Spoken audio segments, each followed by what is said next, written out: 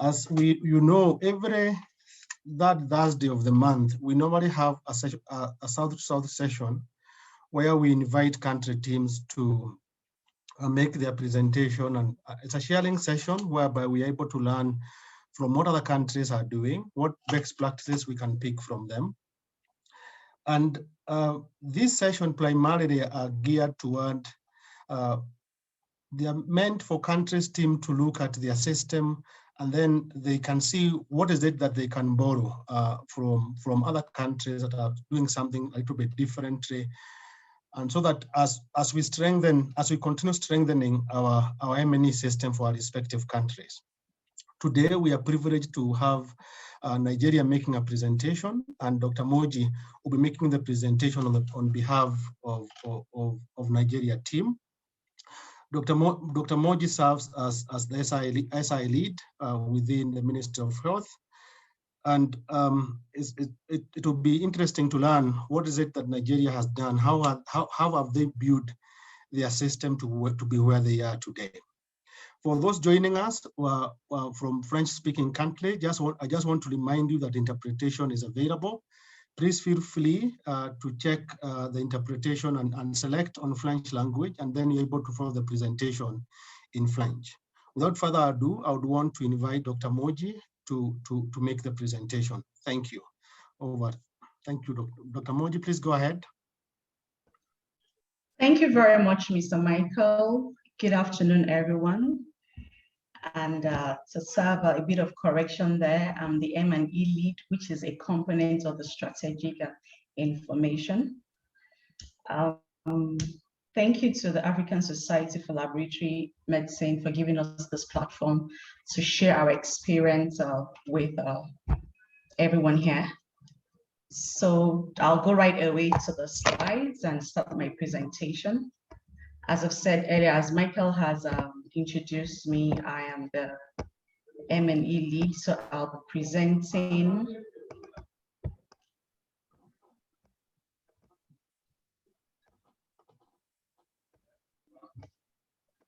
okay. Can you please confirm you can see my screen? Yes, we can see it. Okay, so I'll be presenting the National Viral Load Monitoring and Evaluation System on behalf of the country. Our greetings from the leadership of the country. Like I said earlier on, we're very grateful for this opportunity to share our experience with the world. So the outline of the presentation is going to be on the background of the Nigerian HIV and viral load program, progress towards the HIV epidemic control, viral load coverage, the closing gaps in the third 95 by subpopulation, the Nigerian M&E strategy, viral load data flow from facilities, distribution of PCR laboratories over the country, the reporting tools, the National LMIS dashboard, SNIPE, and challenges. So the Nigerian HIV prevalence rate is a 1.4 by the 2018 NICE study with an estimate of 1.9 million people. In 2015, Nigeria adopted the WHO recommendation to scale up viral load testing for ART.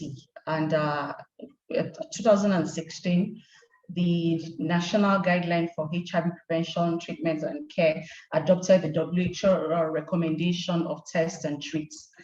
The same 2016, the National Plan to scale up,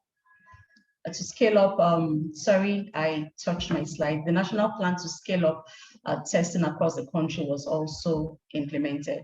Over the country, we have 17 PCR laboratories, which I will be showing in my subsequent slides. So we're on the HIV Cascade. This is just to show the HIV Cascade in Nigeria, where the first two bars gives us the preliminary from the spectrum estimate, which has not been concluded. So we might expect a bit of changes in a few days to weeks when we have the validated spectrum files. So currently we're working with estimated 1.8 million paired HIV in the country, 1.615383 paired HIV diagnosed. Our treatment curve for the year 2020 is 1,492,154 for giving us ART coverage of about 83%. We had a bit over 1 million PLHIV that had the viral load test done, giving us about 69% coverage of the approximately 1.5 on treatment, and over 800, almost 900,000 PLHIV had a suppression out of those that had the test done, giving us a viral load suppression of 85%. So this next slide is just to show us at a glance the coverage and the suppression rates over the country. 69% for coverage and 85% for suppression.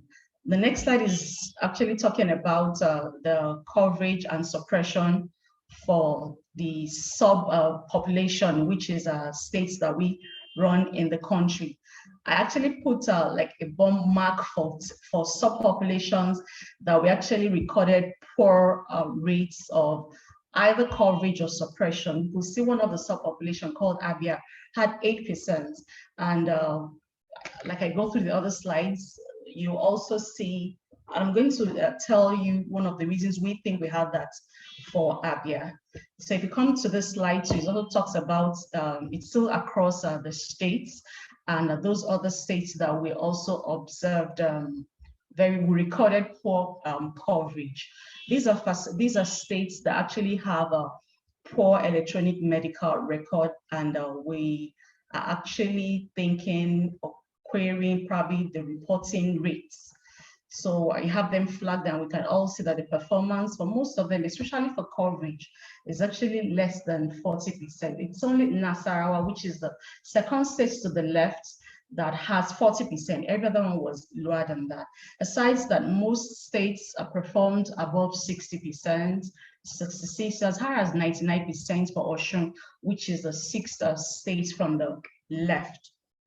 This slide is actually talking about the coverage and suppression rates across the age band, the 5-year age band. We can see that less than 1 year has very good coverage, but the suppression is 45%. So, and the distribution across the age band, this is what we got for the year 2020. This next slide actually shows the viral load coverage and suppression for key population. Across the typology, the FSW, the MSM, period, transgender, and then closed settings, which would be the correctional centers. Actually, if you look at the coverage and suppression rates across this typology, they're not doing so bad. The lowest is the enclosed setting of 80% for the coverage. And we can see that most of the suppression is actually above 95%, apart from the same enclosed setting that has 87%. So this next slide is talking about the viral load coverage and suppression for breastfeeding and pregnant women. So the bars on top are for breastfeeding women for coverage and suppression. It's important to note the states, the 6 states from the left, Cross River, which we did not have data supplied provided to us, because sometimes last year, in a bid to improve our data, we tried aligning states according to IPs that are supporting them, whereby a single IP is responsible for each state.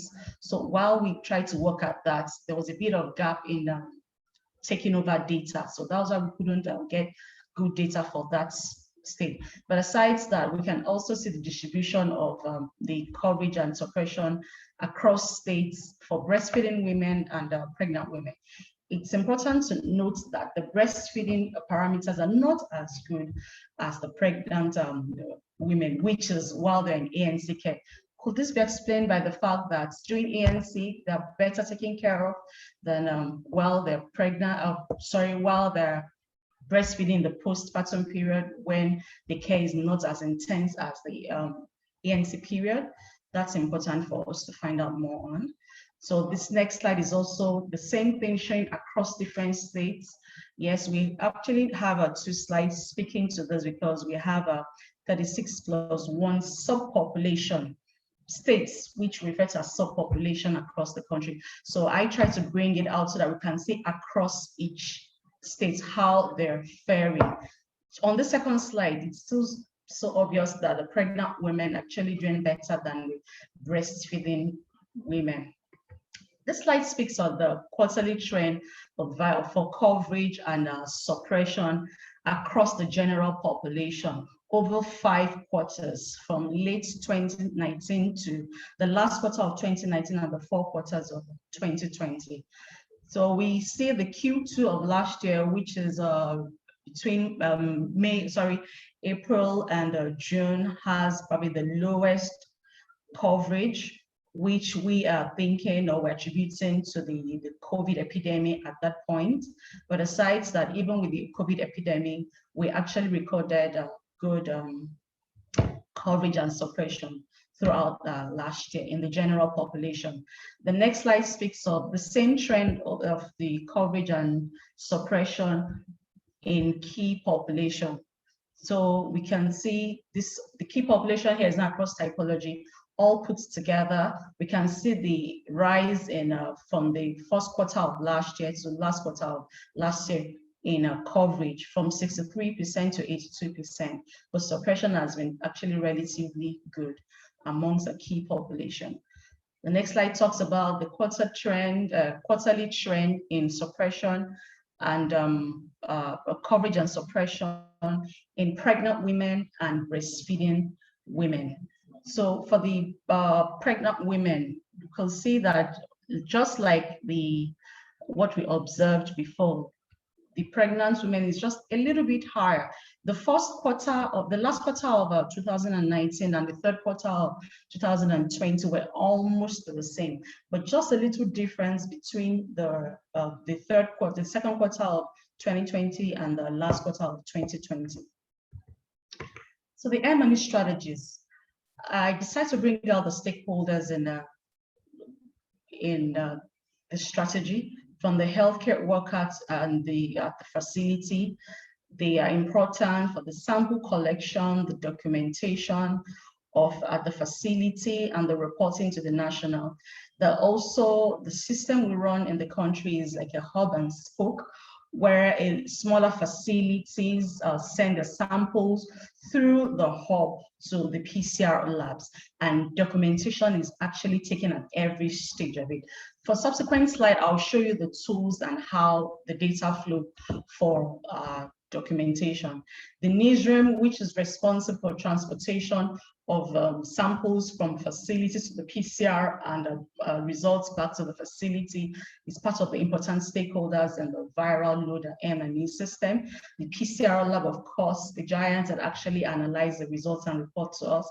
The government agencies that help in the coordination, mainly coordinating and monitoring across the country, both at state level and at the national level. It's also important to note that besides monitoring the services, it's also important that we also monitor the data flow and the reporting platform. You will see me mention NGR and the DHI. These are reporting platforms I'm going to be talking about subsequently. And of course, the last but not the least are implementing partners and development partners that support us here too, as low as the state support and monitoring of activities at state level. And they also help us in the reporting to the national. Yes, I can hear you. Please slow down a bit for the sake of interpreter. Oh, okay. Apologies.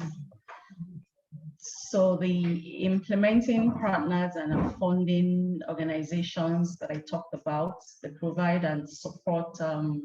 They provide support and monitoring at the facility level, and help in the reporting to the national, to state, through the states to the national level. So this is the viral load data flow.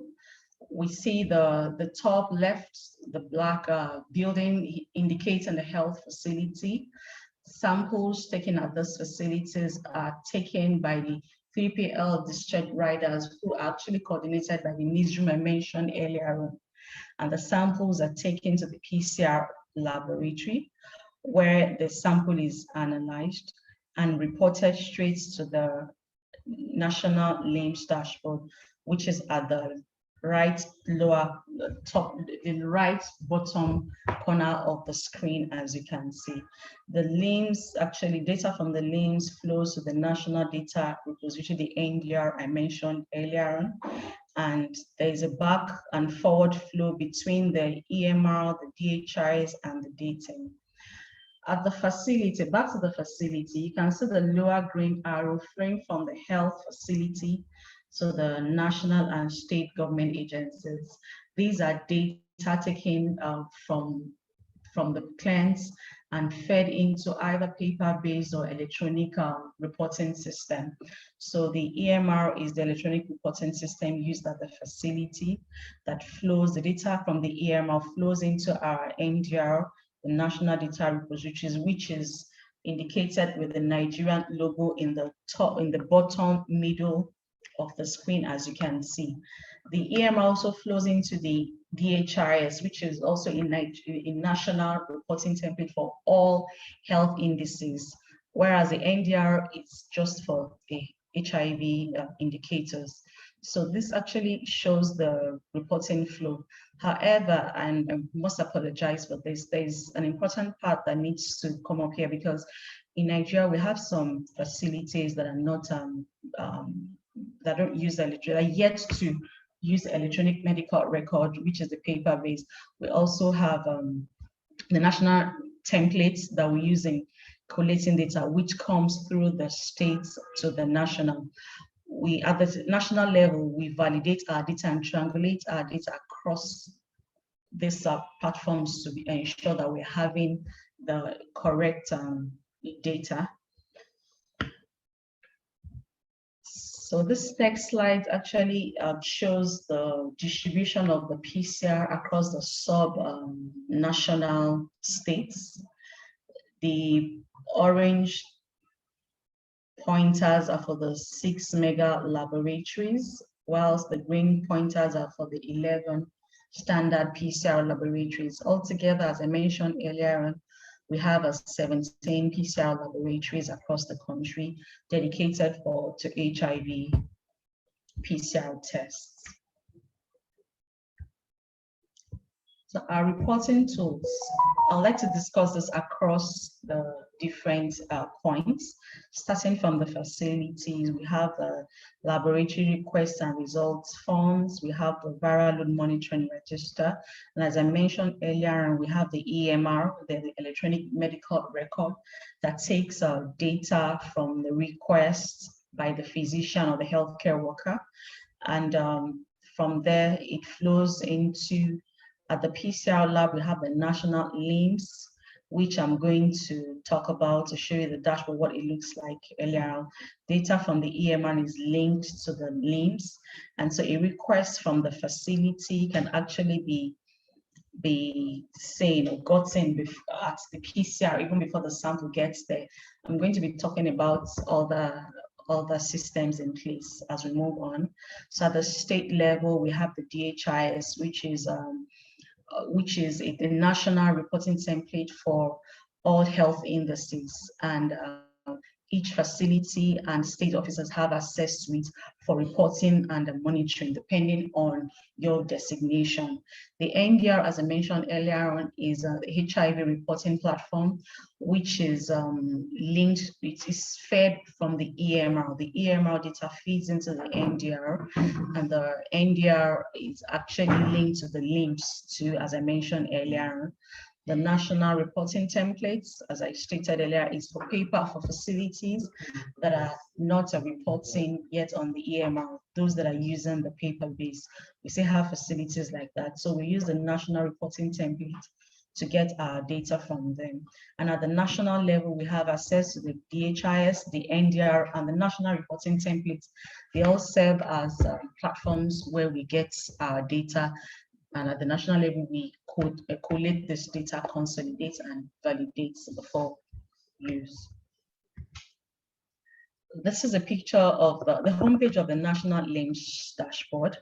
We can see from the top left corner, the sample received, followed by the samples rejected, the sample tested, suppressed, undetected, results dispatched, and average turnaround time. This was a snapshot taken some days ago, reflecting the services offered or the tests done, the analysis done at that day. It's real time and it changes as test samples are taken and tests are done. So it's not static. And this 27 days turnaround time is defined by the time sample was collected to the time when results was returned. So we can see the lower bars there showing the samples received per month in 2020 from January to December. The remote sampling login is sometimes last year from the regular visits from the National LMIS to monitor and coordinate the activities at a service point. It was observed that the PCR had, there was challenge at the PCR labs, especially with the turnaround time, where the officers at the PCR had to enter data, spend more time feeding in data of clients that the samples are sent to them. And in the bid to mitigate this, the remote sampling login was actually developed, where facilities can actually log in their clients' data, and it's actually picked up at the PCR by the officer. So while what you're doing, that's why it's called remote sampling. You take your sample, you put in the client's, place your order, you put in the client's details, and now the PCR is being seen. We can see the first of the top left corner, the lab order form. So this is a picture of the remote sample login that can be seen at the PCR lab or at the remote sampling. It shows the lab order, that's the request that has been made, if the request has been approved, if it has been dispatched. So you can, with this, you can actually track your samples as it goes on. So from the dispatch, the manifest of how it was received at the PCR lab. From there, the lower corner, you can see the results that have been analyzed that are available, and the reports. You can decide to generate a report or have a dashboard at the remote sample login. This is actually used at the spoke, like facilities, not at the PCR, where you need to log in and put in the data of the samples you're sending to the PCR. So it's one of the strategies we have adopted as a country. So the next is the USSD specimen tracking. And this is actually like our regular mobile phone codes, where each facility is given a code, and with the code, you can actually request and track your samples and know how far it's gone, if the sample is at the PCR lab, if the test has been done. And from this schema, you can see the flow in red are physical, where you talk about the cleanse being seen by the physician, and they go to the lab where the results are taken. Then that's why you see it in red, and the sample is transferred from the facility to the PCR lab, all physical. But the flow, the arrows in blue indicates electronic. So the result from the PCR flows into the LIMS dashboard, as I mentioned earlier on, electronic, and of course to the phone. So the physician or the focal person at the facility, using the USSD codes, can actually request and check the client's or the client's sample or test results on their phone, and they actually get a feedback. So there are actually 3 modules on the USSD: the sample tracking module, the result query module, the result status update module, where instead of waiting for the result to get back to the physician, and the physician has actually logged in, has seen his or her client's test result, and you have decided to either place a treatment or change treatment or whatever the treatment option is, you can actually log in and update your client's status using the USSD code. So this chart is actually showing the laboratory viral load trend of that is from the LIMS dashboard. So this is the trend from January last year to December last year. We observed Of note, we observed a drop in the sample tested, significant drop in the sample tested, and results dispatched in the third quarter. And we're still working on identifying the challenges or the factors responsible for this. But this is just to show that on the links, we can actually check what's happening with our viral load services. And this shows what happened in 2020. The electronic medical record, like I mentioned earlier on from the facilities, is actually linked to we're working on linking completely to the LIMS dashboard, where samples taken and results received feeds directly into the cleansed data from the EMR to the NDR. We know there are five different points where the lab order or result request at health facility via the EMR should actually be recorded. The sample collection and package at the health facility is one of the points we also need to include, or we want to be included. The sample dispatch at health facility, the sample received and processing at PCR laboratory, and the results approval at PCR laboratory. It's important if we can link all the electronic platforms together, which the country as a whole is working on. Some have actually started working, but of course it's a work in progress for some of it. There are quite a number of challenges as a country that we have experienced, starting from the healthcare workers in the facility, from incomplete documentation, either due to the workload, due to shortage of staff, or inadequacy in capacity. So one of the things we try to put in place is to ensure we have SOPs or treatment guides or guides for them they can continually look up, check up if they need to, and continuous training. We're also working on how to reduce the staff attrition at the facility level. To institute the use of automated viral load request form and see how we can actually scale up the electronic medical record at all facilities, if possible, to reduce the use of paper-based. Part of the challenges includes unavailability of required infrastructure, as I mentioned earlier on, to transmit the results to the PCR lab. Most of these facilities, they actually mainly the EMR. Most of our facilities and the state officers have actually had access to the NDR and DHRS. So the main challenge is actually EMR, which is the infrastructure to provide the EMR at the facilities.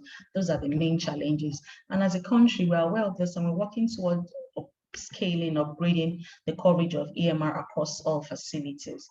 As I also mentioned earlier on, the absence of interoperability between the all electronic record system, as I mentioned earlier, we're also working on that too. So as I have talked about the NDR, it's important to note that our NDR covers the ERLT services alone, and we're working towards upgrading and including the PMTCT and the HTS, especially where pregnant women and viral coverage and suppression is concerned. We're also aware that there's still poor turnaround time from request to samples taken to the results being available to the healthcare worker. And one of this is to provide high throughput machines and POCs across the country. Sometimes in February this year, we're able to deploy GeneXpert or make use of GeneXpert machines for EID and viral load testing across 7 states, and hopefully we'll upscale across the country very soon. But it's important to know that we're working on that, and to also upgrade our machines that we're using before. The machine we're using before were the Roche CAP CTM, and we're upscaling to the C4800, C6800 range, where more samples can be done within a short period of time compared to the old type of machine we're using, the older machine we're using. Also, the unavailability of the EAC, the post-EAC viral load sampling on the national data. The good news of this is the country is actually reviewing its data collection tool, and I can tell you that the EAC test, post-test has actually been included. So it's just for us to roll out the pilot and roll out the tools by next quarter, where we can start enjoying the benefits of using the EAC and the EAC post-test in managing our clients. So this comes to the end of my presentation, and I would like to appreciate my colleagues from NASCA, NACA sister agency, the PERFA and the PERFA IPs, the Global Fund and the implementing partners, the PRSRs, and CHAI, one of our developing partners, for the dedication and support they have continually given to the government of Nigeria to make us be able to achieve this beat I have been able to present. Thank you. Thank you so much, Dr. Moji, for that presentation. And I hope you all can hear me. Yeah, and I really appreciate, because we have a lot of time for discussion, and there has been a lot of discussion that has been going on in the chat. I have seen that Team Nigeria has responded to most of those questions, but I'll still highlight them here for purposes of this discussion. And I'll pick the very first question that came from Elizabeth. And Elizabeth is asking that she is interested in the National Integrated Sample System. Please, can you tell us more about it? Is there a national guideline? And if yes, can you share? Okay, so I'll call on one of my team members, Mrs. Itubi, to shed more light on that. Over to you, please.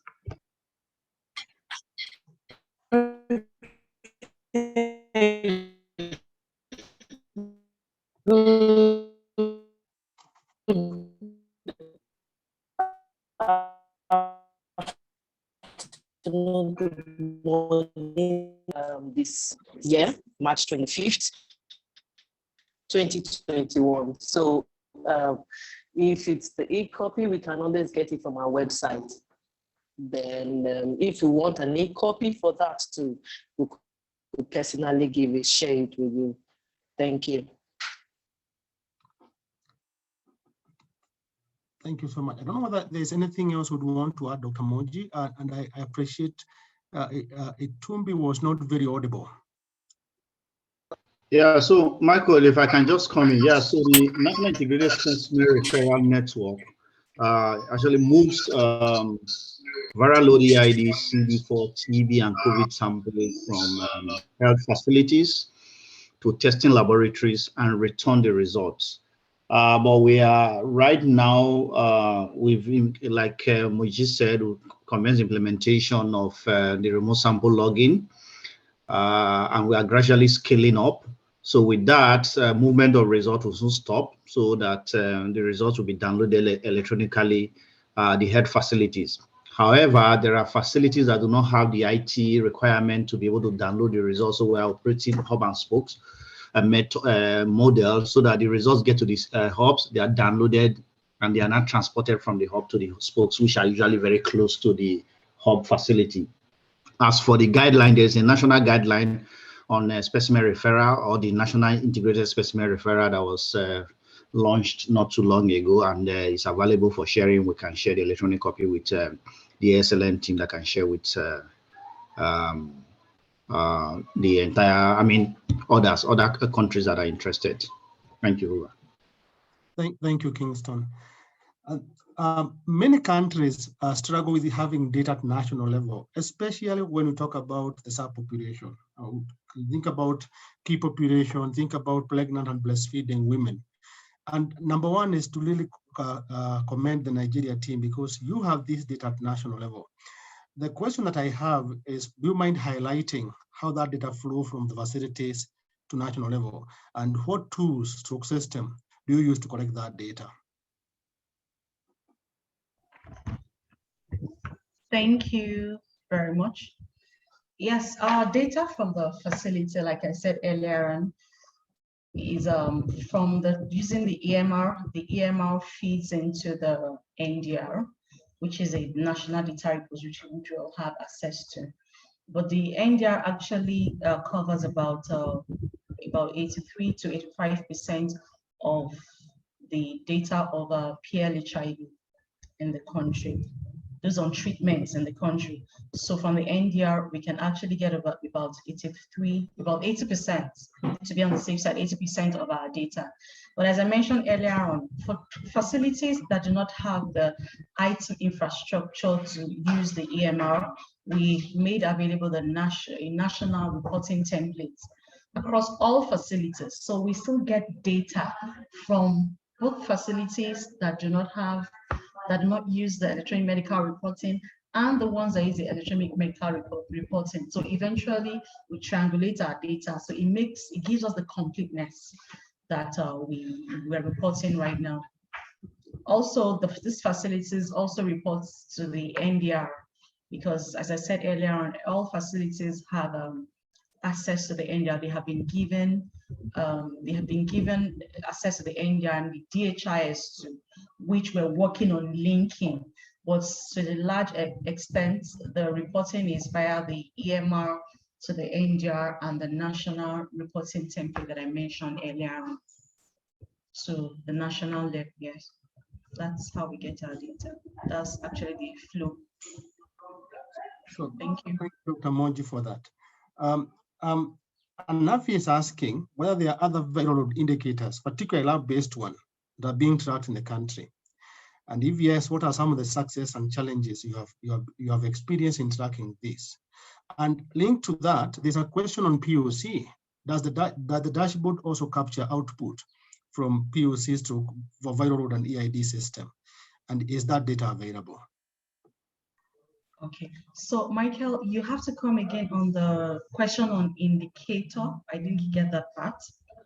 But for the POC, like I mentioned earlier on, I told you we just rolled out in some February this year to about 7 states, and we're yet to scale up across the country. So we're yet to have it linked to the LMIS dashboard. But if you could please come again on the question on indicators, I would appreciate it. Thank you. Thank you so much. I'll read it exactly as has written it.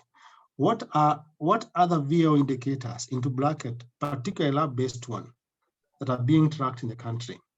And what have been the main success to challenges you have seen in tracking this? Okay. Apart from the tests done and the positive or the outcome, either positive or negative, which is the suppression, we're actually at national level not tracking any other indicator. But the beauty of the electronic medical record is the fact that at different points, if you remember the interoperability that I talked to you about, linking the EMR to the LMIS, you are able to track any other indicator you want at every point in time you need it, just like the time the sample was, the time the sample was taken to the time it got to the PCR lab, and the duration it took the analysis at the lab, and when the result came back. That is why on the LMIS dashboard, we're able to have the turnaround time. But at the national level, as a HIV program concerned, we only interested, or rather we only track the coverage and the suppression. Now, I'm picking a question from Francis, and Francis is basically concerned about the turnaround time, and he's mentioning that 27 days seem to be on the higher side, and he would want to hear a little bit more. What is it that the country is doing to reduce on turnaround time? Okay, so one of the factors we were able to identify is the time it takes the sample, even after analysis, the time it takes the sample to return back to the facility it was requested from.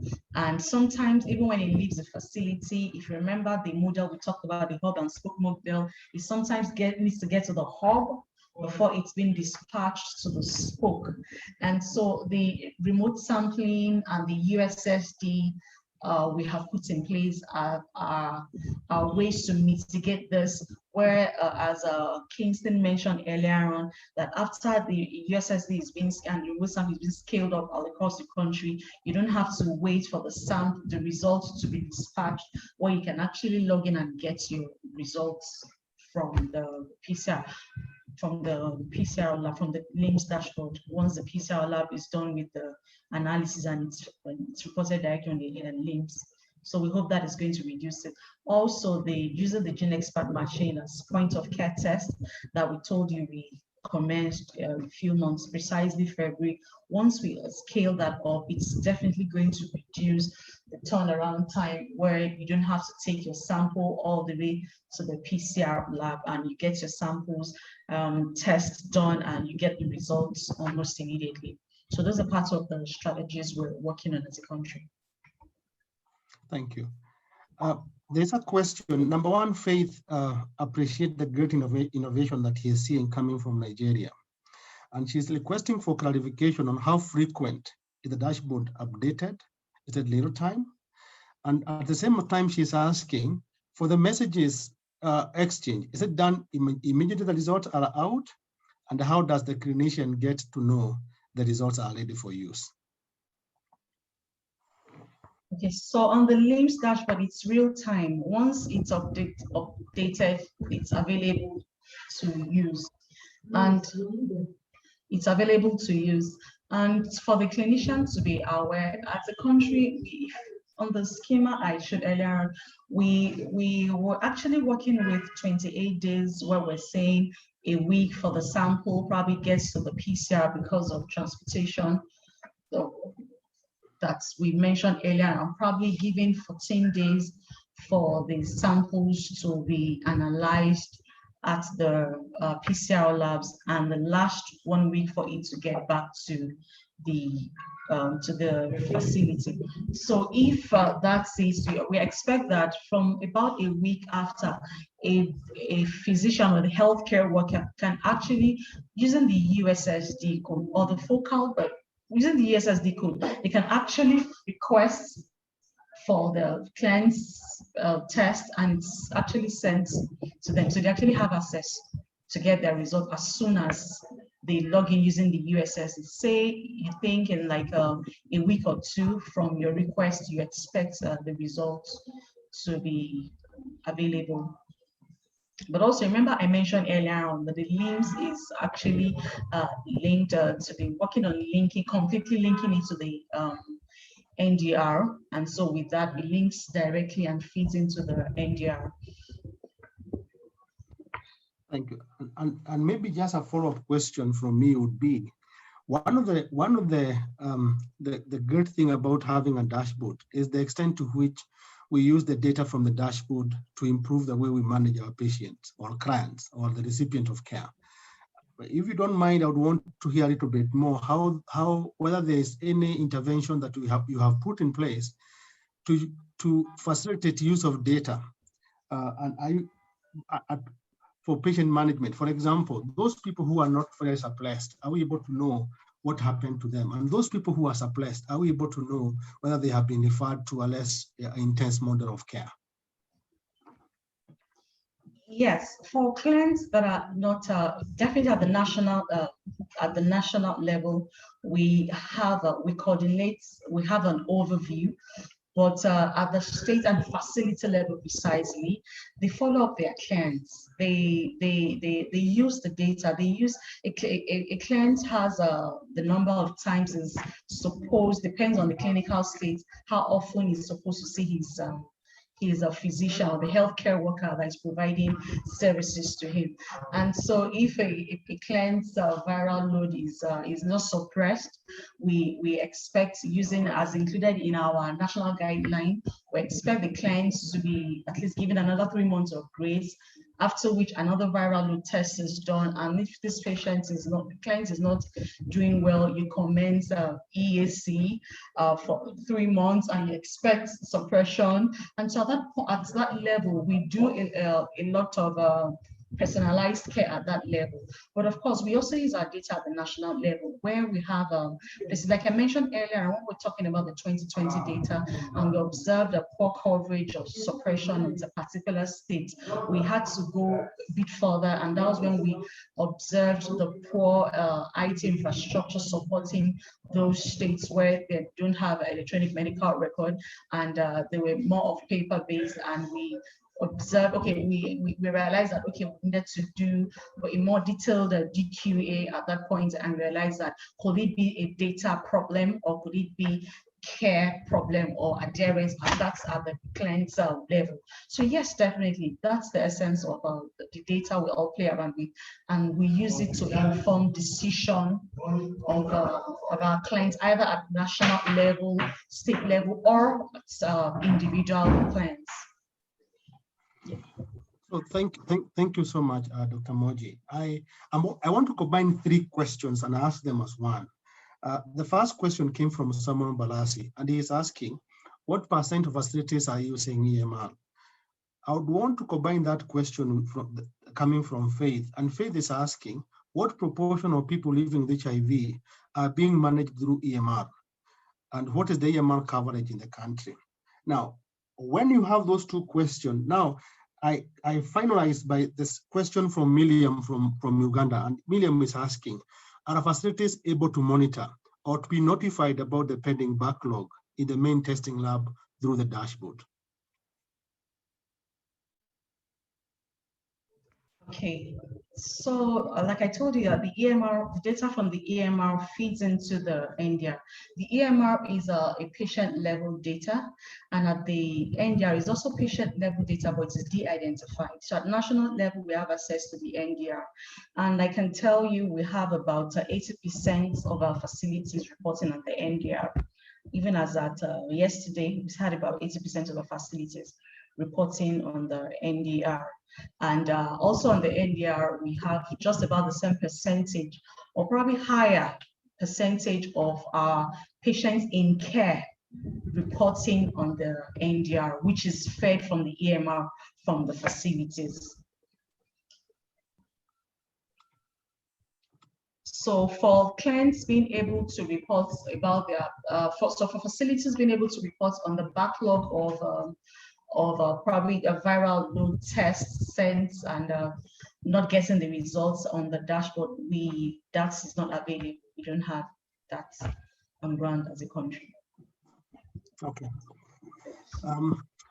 I think we have addressed most of the question, but I see a question here.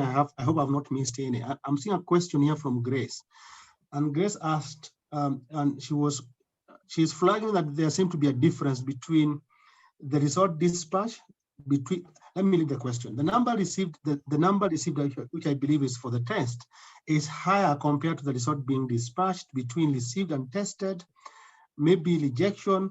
What the big difference? If you look within the dashboard, is that cascade that she's talking about, result received, dispatched, tested.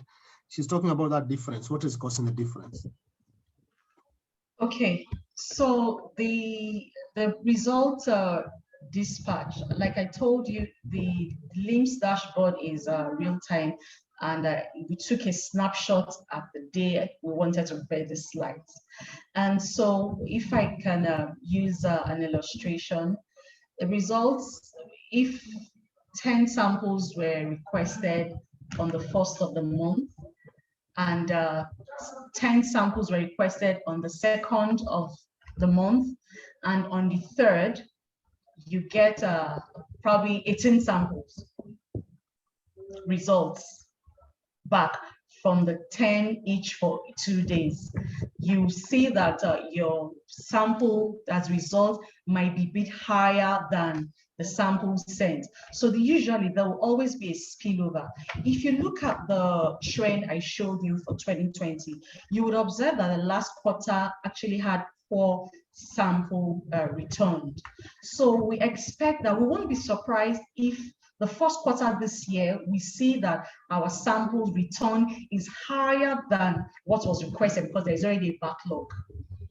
I hope you understand that. So most of the time, that is one of the challenges we have seen with a dashboard and real-time dashboard, because it doesn't show you when it doesn't show you when there's a spillover and the sample you're working, or the data you're working in right now does not really belong to that particular day. So we could attribute it to the backlog. So thank you so much, Moji. I don't see to be having another question that I've not picked from the chat. In case there's a question that I've missed, please raise up your hand and unmute yourself. We are coming to the end of this session, and there has been request. The first request is on the presentation, and Devin, we're going to share it immediately after this session. But there is also a request of the National Integrated Sample System guideline. I see that being requested quite a lot, and I think many countries don't have that. So we would really appreciate having that from the team.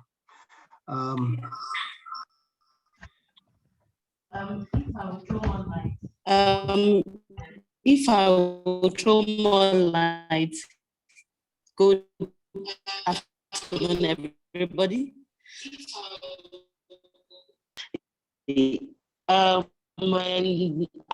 Actually, we have the ministry policy and operational manual.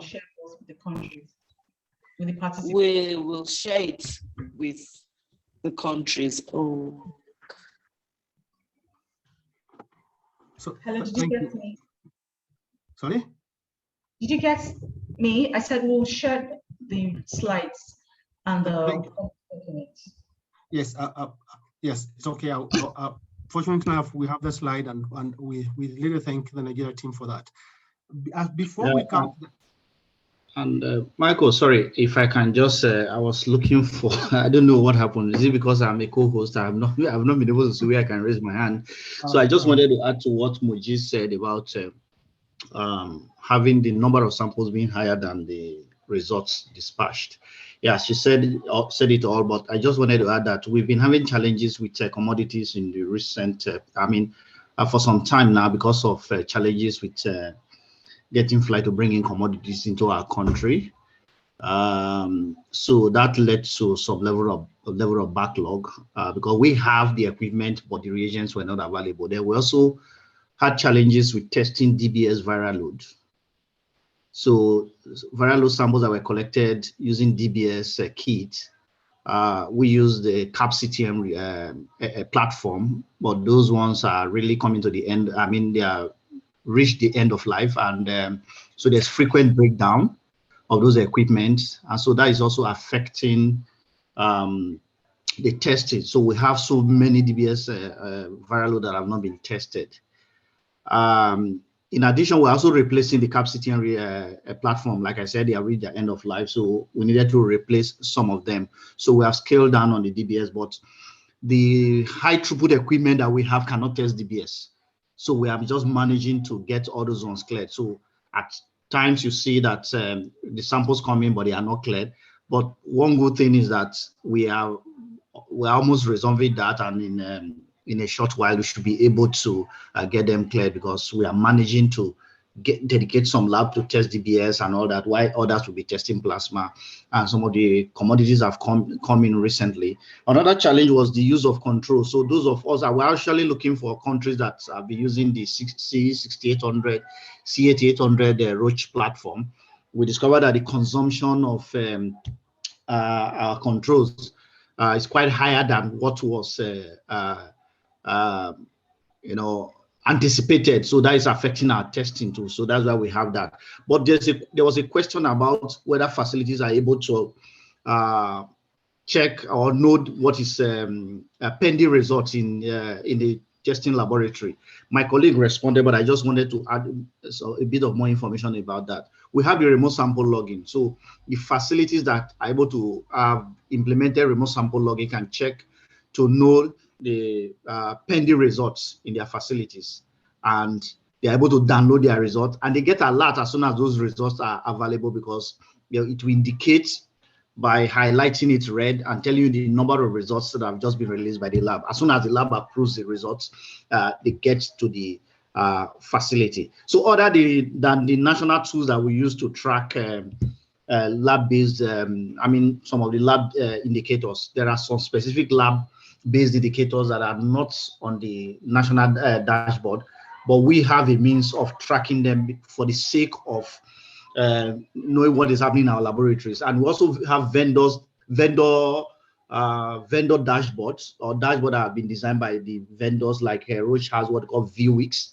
Abbott has MView. So those are different avenues we use to track what is happening in the lab: functionality, equipment usage, efficiency of the lab, and all that. I just wanted to add that to what she has said. Thank you so much, Kingston, for that clarification. And as I sat here listening to the presentation today, I really appreciated the work that the Nigeria team has been able to achieve. It is extremely encouraging to learn about how you are remote logging your samples, how you are tracking them, the electronic return of the results, and the dashboard. And I want to believe that there's a lot that other countries can learn from Nigeria, and also there is what Nigeria can learn from also the other countries that have so far presented.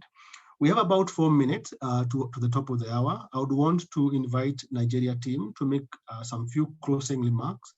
I'll hand it over to Dr. Moji and Kingston and anyone else from Nigeria team just to make the closing remarks. Thank you.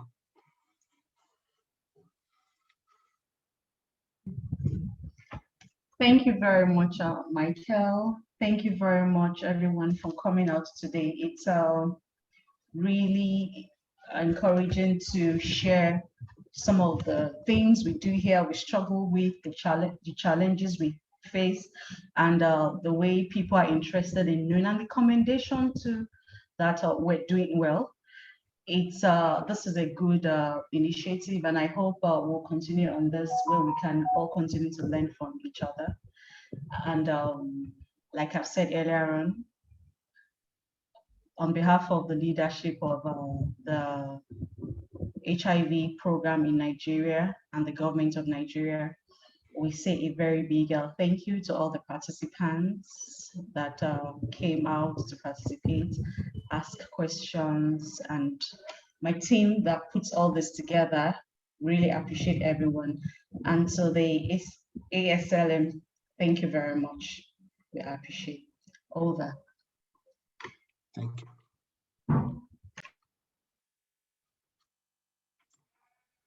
Kingston, do you have anything, or anyone else from the team with anything else to add?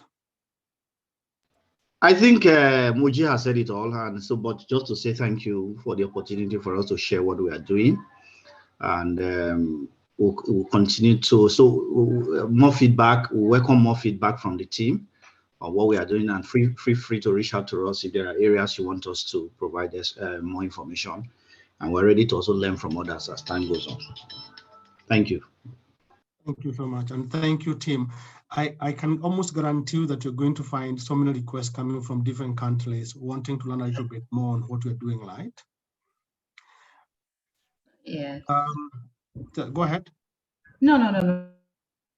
All right. Okay. So just to mention, we have a session on data quality that WHO will be giving on 3rd of June. We have been traveling this journey. We looked at the various indicators. We had that presentation by CDC. We had a discussion on the framework that was done by ICAP. We have had a number of South learning, South Africa. You have heard from Uganda, and now we are hearing from Nigeria. And now in the next 2 weeks, we're going to have WHO basically coming in, telling us this is the way we need to look at the quality of the data that is going into our system. I don't want to add anything else. I just want to say thank you very much for your participation. Let us continue this discussion. Let us continue learning from each other. I'll be sharing the slide and any other document that will be shared by the Nigeria team. And until we meet again, it's good morning, good afternoon, and good evening, everyone. Thank you. Good day, Michael. Thank you, everyone.